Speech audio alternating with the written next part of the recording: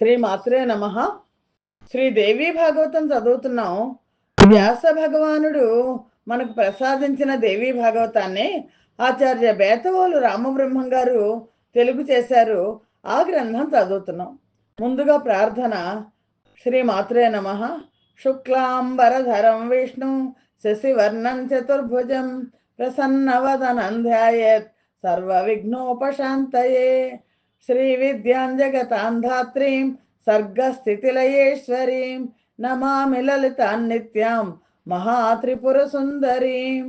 కృష్ణాయ వాసుదేవాయ దేవకీ నందనాయ చ నందగోపకుమారాయ గోవిందాయ నమో నమః.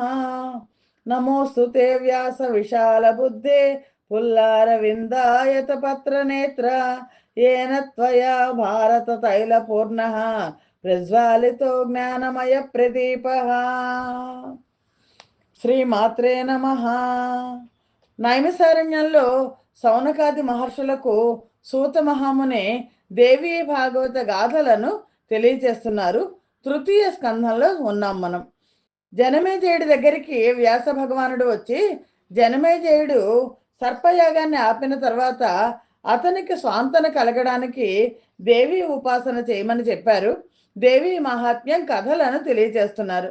అలాగే అంతకు ముందర దేవీ యజ్ఞం ఎవరు నిర్వహించారు, దేవీ నవరాత్రులు చేసే విధానం ఏంటి, ఇవన్నీ కూడా వ్యాస భగవానుడు చెప్పారు. చెప్పి దేవి యొక్క ఆ కరుణ ఎలా ఉంటుంది అన్నదానికి జనమేజయుడికి ఒక కథ చెప్తున్నారు. జనమేజయ, నేను ఒక కథ చెప్తున్నాను వినండి. పూర్వకాలంలో ఒకప్పుడు కోసల దేశంలో ఒక వైశ్యుడు ఉండేవాడు. ఆయన సత్యసంధుడు, శాంత స్వభావుడు, దగాలు మోసాలు తెలియనివాడు, దాన దయా ధర్మశీలుడు, అసూయ అనేది లేనివాడు. అందరూ అతని గుణగణాలను మెచ్చి సుశీలుడు అని పిలిచేవాళ్ళు. గుణాలలో సంపన్నుడే కానీ ధనంలో నిరుపేద. దానికి తోడు అధిక సంతానం. అడవికి వెళ్ళి కాయలు పళ్ళు ఏరుకొని సాయంత్రానికి ఇంటికి వచ్చేవాడు. అందరూ తల ఒకటి తిని కాసిన మంచినీళ్ళు తాగి పడుకునేవాళ్ళు. పెద్దమ్మాయికి ఎలాగో కష్టపడి పెళ్లి చేశాడు. కానీ అల్లుడు కూడా గర్భదరిద్రుడే. అల్లుడు కూతురు తన ఇంట్లోనే ఉండేవాళ్ళు. వాళ్ళకి తోడు ఒక మనమడు. ఎప్పుడు ఇల్లంతా ఒకటే గొడవగా ఉంటుండేది. మనవడు ఆకలేసి ఏడిస్తే కోరింది తెచ్చి ఇవ్వలేక ఊరుకోబెట్టలేక సతమతం అయిపోయేవాళ్ళు. ఒక రోజున వాడు ఏడుస్తుంటే ఉక్రోషం పట్టలేక ఆ పసిపిల్లాన్ని కొట్టాడు సుశీలుడు. ఏకాంతంలో కొట్టినందుకు ఎంతగానో దుఃఖించాడు. ఆ పసిపిల్లాడు ఇల్లు వదిలిపెట్టి ఎటో వెళ్ళిపోయాడు. ఎటు వెళ్ళాడో ఆచూకీ లేదు. ఇదిలా ఉండగా రెండో ఆడపిల్ల పెళ్లికి ఎదిగింది. ఆ అమ్మాయికి 11వ ఏడు వచ్చింది.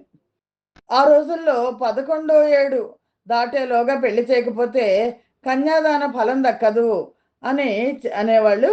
అందుకని అది దాటేలోగా పెళ్లి చేయాలి అని మరొక కొత్త దిగులు పట్టుకుంది వైశ్యుడికి. అతి కష్టంగా ఈశ్వరోమంటూ కాలం గడుస్తోంది. ఒక రోజున వీధి వెంట వెడుతూ ఒక బ్రాహ్మణుడు కనిపించాడు. అతన్ని చూడగానే ఎందుకో మరి సుశీలుడికి తన బాధలన్నీ చెప్పుకోవాలనిపించింది. వెళ్ళి నమస్కరించాడు.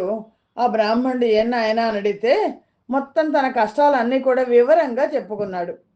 మహానుభావ, నాకేమీ అత్యాశలు లేవు. కోటాను కోట్ల రూపాయలు కూడా నాకు అక్కర్లేదు. రత్నరాసులు బంగారు కాసులు కోరను. నాకు నా వాళ్లకు ఆకలి బాధ తీరితే చాలు. కనీసం రోజుకు ఒక పూట అయినా 5,000 నోట్లోకి వెళ్తే చాలు. ఇంతకన్నా నేను కోరేదేమీ లేదు. ఈ దరిద్రం తీరే ఉపాయం ఏదైనా చెప్పండి. మంత్రమో తంత్రమో జపమో తపమో నోమో వ్రతమో ఏదో ఒకటి ఉపదేశించండి. శక్తి మేరకు భక్తి శ్రద్ధలతో చేస్తాను. తమరు వేదాంతవేత్తలు కదా, మహాతపస్సులు, మీకు చాలా విద్యలు తెలుసు. దయచేసి ఏదైనా ఒక దారి చూపించండి. నేను మీకు సాష్టాంగ నమస్కారం చేస్తాను అని నమస్కారం చేశాడు. ఆ సుశీలుడు ఇలా ప్రార్థించేసరికి ఆ బ్రాహ్మణుడికి దయ కలిగింది. దేవీ నవరాత్ర వ్రతం చెయ్యమని ఉపదేశించాడు. పూజ, భోజన, హవన, పారాయణలతో శ్రద్ధగా చేయమన్నాడు. వేద పండితులను పిలవమన్నాడు. ఇంతకు మించిన వ్రతం భూగోళంలో ఇంకేది లేదు అన్నాడు. నీ దారిద్ర్యం తీరుతుంది. ఇది జ్ఞాన సుఖ మోక్షప్రదమైన ఉత్తమమైన వ్రతం. తేలిగ్గా చేయొచ్చు. శత్రునాశకము, మిత్రవర్ధకము. రాజ్యభ్రష్టుడై అడవులకు వచ్చిన ఆ శ్రీరామచంద్రుడు సీతను రావణాసురుడు అపహరించకపోగా ప్రస్రవణాద్రిపై విరహ వేదనతో వర్ష ఋతును గడిపి శరదృతువు రాగానే ఈ నవరాత్ర వ్రతాన్ని శ్రద్ధగా చేశారు. దాని ఫలితంగా సీతమ్మ జాడ తెలిసింది. సేతువు నిర్మించాడు. రావణ కుంభకర్ణులను సంహరించి మళ్ళీ సీతాదేవిని, అయోధ్య సామ్రాజ్యాన్ని పొందగలిగాడు. ఇంత దివ్యశక్తి కలిగింది ఈ వ్రతం. కాబట్టి వణిగ్వర, నువ్వు కూడా ఈ వ్రతం చెయ్యి. నువ్వు నీ కుటుంబము సుఖ సంతోషాలను పొందుతారు అని వ్రత మాహాత్మ్యాన్ని క్లుప్తంగా చెప్పాడు ఆ బ్రాహ్మణుడు. అప్పుడు ఈ వైశ్యుడు సుశీలుడు అన్నాడు, మహానుభావ, మీరే నాకు గురువులు. అంబికా దివ్య మంత్రం ఉపదేశించండి.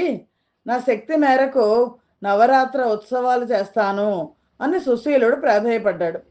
బ్రాహ్మణుడు ఉపదేశించిన మాయాబీజాఖ్యమైన ఆ దివ్య మంత్రాన్ని స్వీకరించి తదేక దీక్షతో చెప్పిస్తూ శక్తివంతం లేకుండా యథావిధిగా నవరాత్ర వ్రతం చేశాడు.